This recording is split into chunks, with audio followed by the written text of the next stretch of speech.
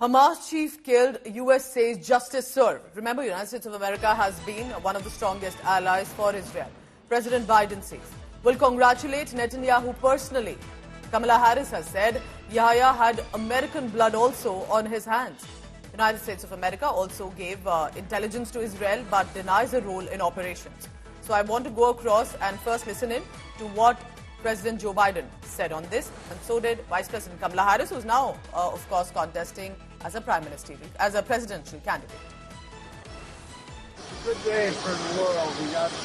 I'm called these in now to congratulate Yaya Sinwar. He has a lot of blood in his hands. American blood, Israeli blood, and others.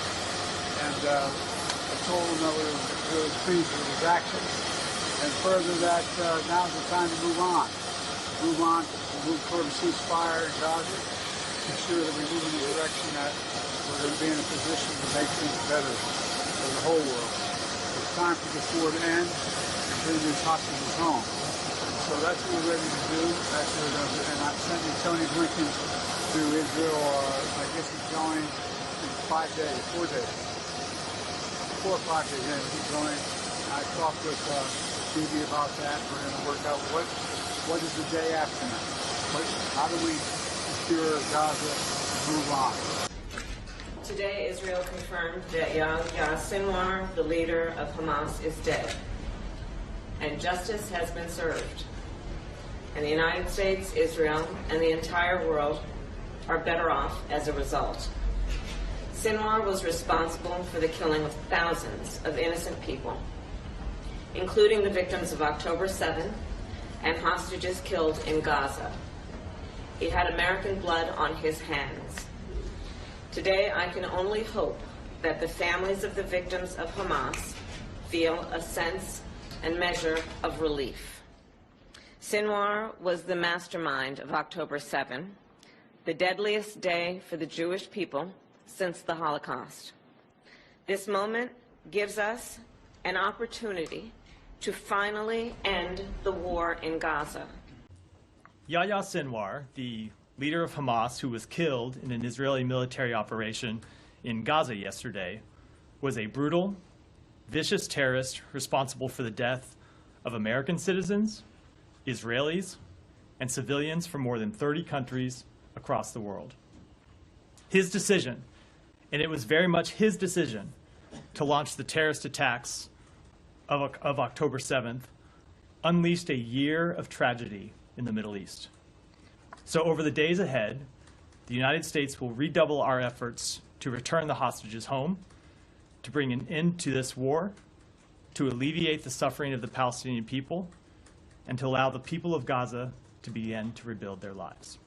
This was an Israeli operation. U.S. forces were not directly involved. We've been sharing information and intelligence in support of hostage recovery efforts and the tracking of these leaders who have been holding hostages, to include Americans. And so, in so much as it's helped to inform Israeli operations in general, writ large, certainly it has played a role.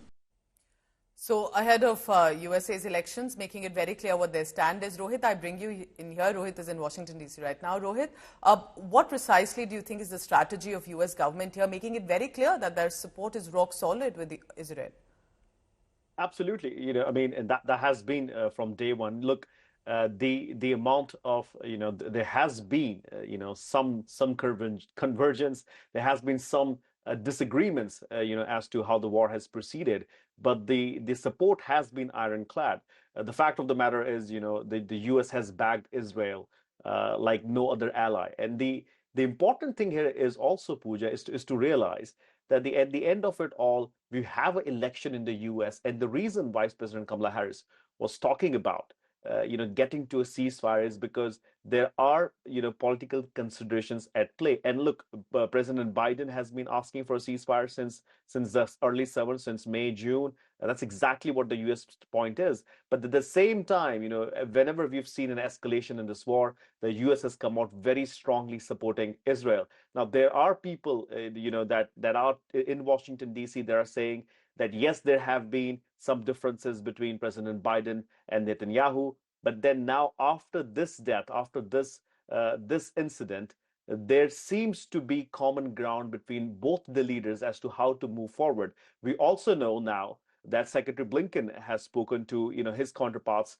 in Saudi Arabia and Qatar, and they are trying to see if they can bring everybody back on the table to get to a ceasefire. So I think there is definitely some convergence here. I think America sees an opportunity. Netanyahu, as we just played out, probably thinks that this is the start of the end of the war. So we're probably heading in that direction. But the U.S., in its support of Israel, has been ironclad since day one, and I don't think that would change until the end of the war. Rohit, thank you very much for now, and I'll be coming back to you in just a short while. Remember, this is a big story right now. What happens here on to not only the Israel-Hamas war, but Israel-Houthi, Hezbollah and Iran